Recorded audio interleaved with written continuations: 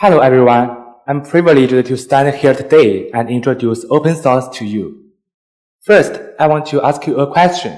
When enjoying the convenience of information technology, have you ever wondered who have made all these for us?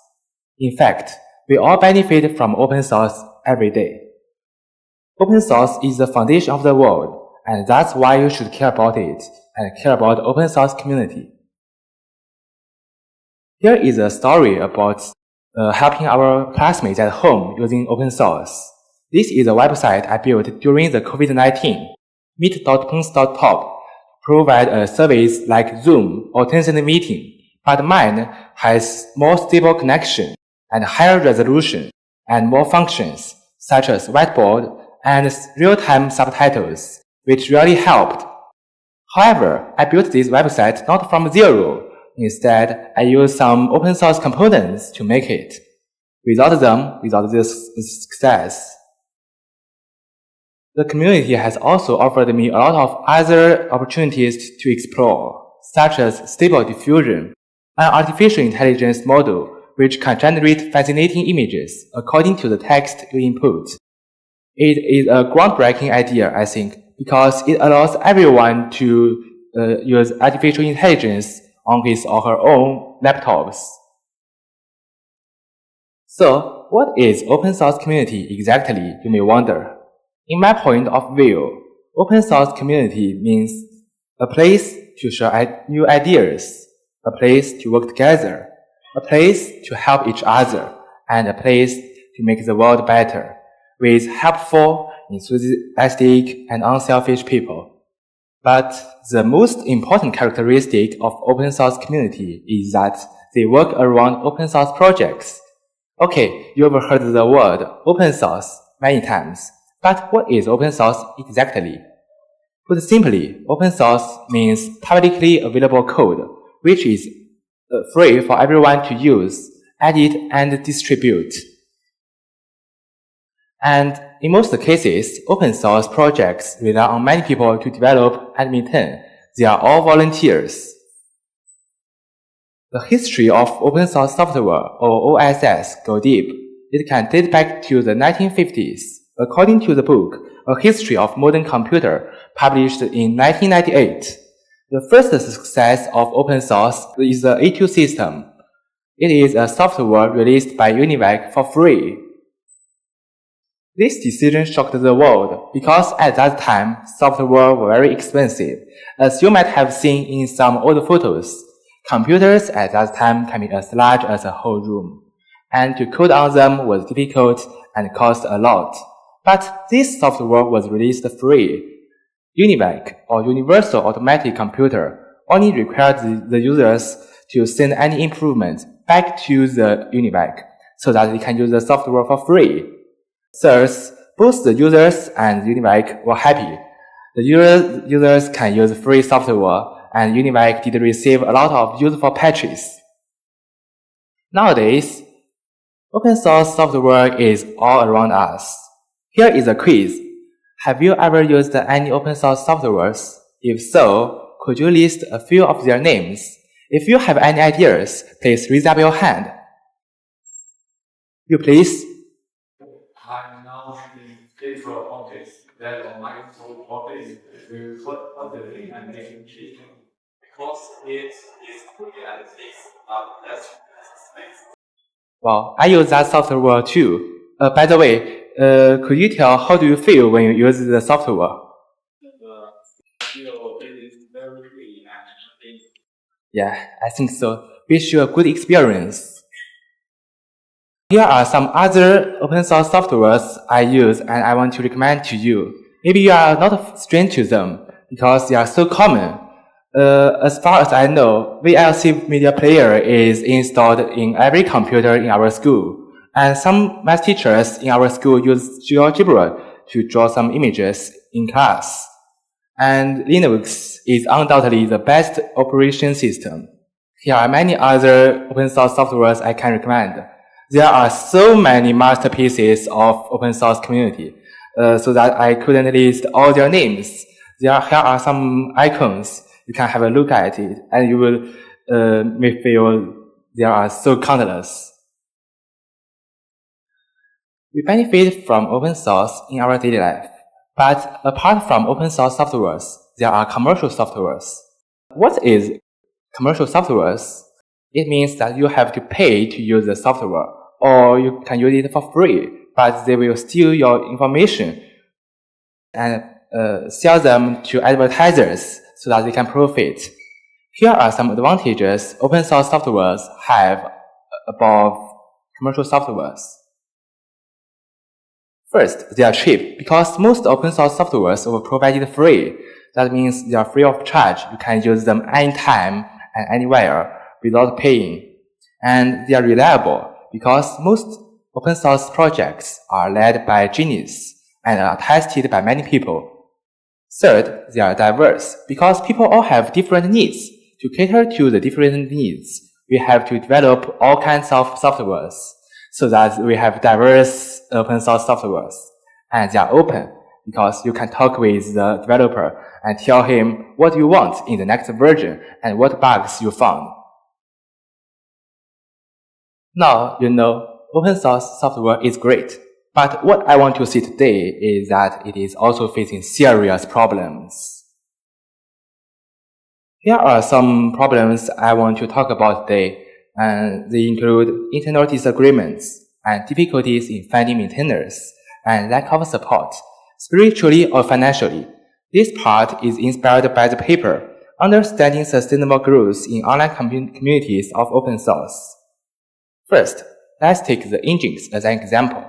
Nginx is the world's most welcomed web server. It is used in more than half of the world's web servers. We can use it to host websites. However, a few months ago, a company called F5 took over of the development of the project. And one main developer is dissatisfied with the decision, so he chose to quit. This was done out of kindness, but it also had an impact on the fellow development of Nginx and caused the community to split. I think it's a pity. And another thing is fork. What is fork? If you obtain a copy of the original open source project and do some changes on the code, later you can choose to merge your version of code into the original project, or you may choose to develop yourself and it will become an independent open source project. This is called fork. Proper fork is good for the community because this will bring in diversity to the original project. But if there are too many forks, then it makes difficult for developer to assemble people and they can't work tasks well. Here we come to the financial problem. I will talk about the story of Core.js. This is a tragedy, I think. Core.js is a very famous web framework used in about 80% of the world's websites. It is so famous, and so that it has many downloads. But developer who devoted himself to the project for 9 years decided to give up during the COVID-19 because he was in some financial problems. Why? Because his income was incredibly low. As you have seen what he got was only $400 1 month. That's about 3,200 yuan per month. That's too low. And it is against our common sense because we tend to think softwares should bring a lot of fortune for developers. And our parents tell us that programmers is a very well-paid job. But in real life, that's not the case, especially when you are an open source developer. Why? Because there is a difference between business companies and individual developers. To help you better understand this situation, I will now act as a small company which will use some service to build my own product. First, I'm the company and I will negotiate with Microsoft. Hello Microsoft, we want to use your SQL Server Enterprise. Okay, I'm Microsoft now. Okay, paid $240,000 first time and $20,000 a month thereafter. That's a very big amount of money, isn't it? But we had better pay it. Otherwise, we can't finish the project. So I'm at the company. No problem. So happy, isn't it?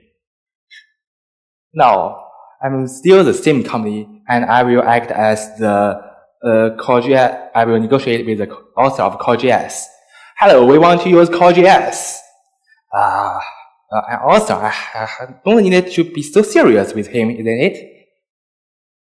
Okay, just run npm install Core.js in console will do. Oh, that's simple. Cool. And I'm the author. Then would you mind helping me financially? Haha, no way. Then, why the author struggle in the financial problems? Just because he is an individual developer whose voice is so weak. Back to the point. Although the income is low, the cost to develop a software is not low. Take my own personal website as Peng.top as an example. It costs me 260 yuan annually, and that can be lower. So there is no doubt the author will fail in some financial problems. Then he chose to give up the project and let a stranger to take over. The stranger said that he was willing to maintain the project, but the whole community was cheated. The stranger put some malware into the code, and because Core.js is so widely used, so many people's bitcoins and their information was stolen. This is a tragedy, I think, and it's also an accident.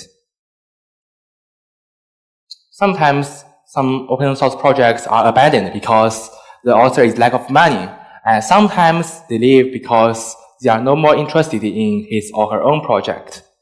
They all lead to a failure. And open source software comes with no obligation, so the developer can come and go as they like. So if the community really needs the software, I think this should make the developer feel that he is encouraged. Well, the open source software is the foundation of today's world, but it's so fragile. Nothing can better describe my mood like the picture on the left. It is so fragile. Now, I think it's time for us to consider the future of open source software. Here are some advice I can give to developers, to ordinary people, to enterprise, and to governments. First, as developers should guide a sustainable development. First, they can transfer the typical give and accept pattern into a teach and learn pattern. They should teach the community how to do instead of just give the community a software. If they do so, after they leave the project, others can take their work and do it better. Second, developers should make use of the rich media. Most developers are not good at expressing himself, but I think it is of vital importance to promote your own projects to the public, so it will have more exposure and maybe people will donate to your project. Third, you can make open and reasonable norms so that if an argument happens, the project can go back to the track quickly. Fourth, according to a study, processing advice from community quickly will enhance the sustainability, indicating a bond between community and developers. So developers should care their users. Another point is that the proportion of different contributors should be close to each other, so to avoid the project to be led by a single person. And increase your own value using open source softwares. You build this software and you can write it on your resume. You can also do this by giving lectures, writing books.